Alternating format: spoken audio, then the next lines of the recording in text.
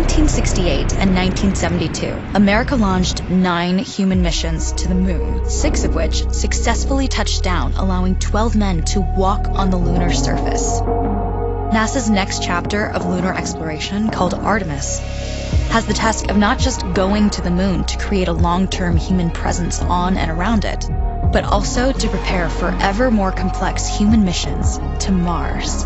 In short, everything we must be able to do here, we must first do here. So, what will an Artemis mission look like? Everything is designed and tested with our most important element in mind, the astronauts. This is their deep space, human-rated spacecraft called Orion, built in 3 parts. The crew module, where up to 4 astronauts will live and work throughout the flight. The service module, with life support systems for the crew and its own engine and fuel reserves. And a launch abort system, with engines capable of pulling the crew module to safety during launch should anything go wrong. To accomplish the task of launching our crew and heavy payloads, NASA is building the Space Launch System, comprising of a cargo hold, an exploration upper stage, a massive core stage, and 2 extended solid rocket boosters. Altogether, this is the world's most powerful rocket, and it exceeds the legendary Saturn V of the Apollo era in numerous ways. Sitting on the launch pad, the entire rocket, fully fueled, weighs just over 6 million pounds, 5.2 million of which is just the fuel. Once ignited, there is no stopping what comes next. All 4 RS-25 engines and the 2 solid rocket boosters come to life, thundering our crew upwards. 2 minutes after ignition, the solid rocket boosters are spent and released. 8 minutes after launch, the core stage is depleted and separated. The upper stage fires briefly, placing Orion into a parking orbit around the Earth. Here, the crew reconfigure the spacecraft and check systems to confirm everything is ready for deep space travel. With a go from mission control, the crew reignite the exploration upper stage engines to leave Earth entirely. The exact timing of this maneuver is critical to reach a speed that can escape Earth's gravitational pull, but also put Orion on a course that will intersect the moon days later. Once this burn is complete, the upper stage of the SLS is jettisoned and the crew aboard Orion coast for several days toward all that awaits them at the moon. Approaching the moon, we see the fundamental differences between Artemis and Apollo. Instead of requiring Orion to serve as an expendable lunar command module or to carry a constrained lunar lander, the Artemis missions will take advantage of a different approach, pre-staging.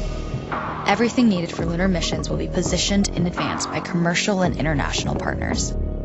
This includes rovers, science experiments, and human-rated systems on the surface. But it also includes a dedicated lunar station in orbit around the moon called Gateway.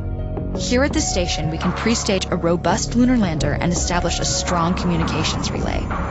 Designed with open standards, the Gateway can be expanded as new missions and partnerships develop, allowing multiple human missions on the moon at the same time and enabling ongoing science to be conducted even between human missions.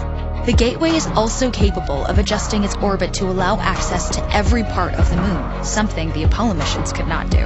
But the real key in this approach is placing Gateway in a unique halo orbit to perfect the maneuvers needed for Mars missions. And with the growing list of commercial and international opportunities, Gateway is the ideal hub between Earth and all that lies beyond. Returning to our crew as they approach Gateway, the Orion must match the elliptical orbit of the station in order to successfully dock. Once on board, pre-selected crew members transfer to the lunar lander, while those assigned to Gateway remain on station.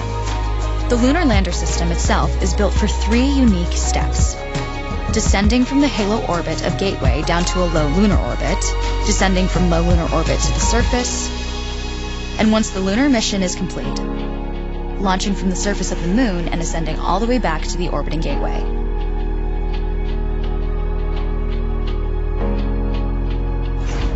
Once back aboard the Orion spacecraft and undocked from Gateway, the crew fire their engine once to break out of the halo orbit and once again to sling the spacecraft around the moon, placing it on a multi-day trajectory back towards Earth.